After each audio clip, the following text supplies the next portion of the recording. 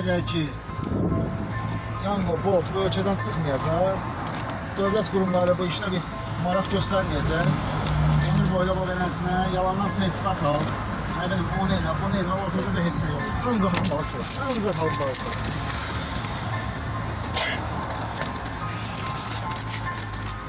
Buranda bir sevinmişdi, bir de sökəndə sevindim.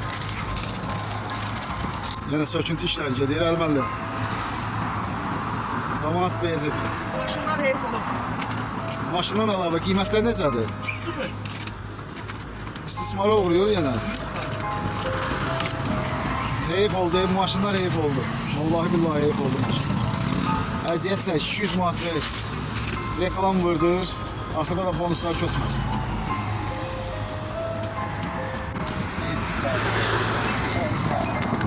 Təkrik onu şey deyil ki, həvərə eləsən, akşama gəlir. Eşək kimi işlər, heç sənə yoxdur. 3 manat 80 qədir. Güya kompensasiya edir, kompensasiyada hara gedir, necə gedir, heç şey bilmir. Heç biri də kötü tutur. Aradan maşınların üstünləri başına qoyulur. Bütün şəhərdə yaşıl bok kimi fırlanır.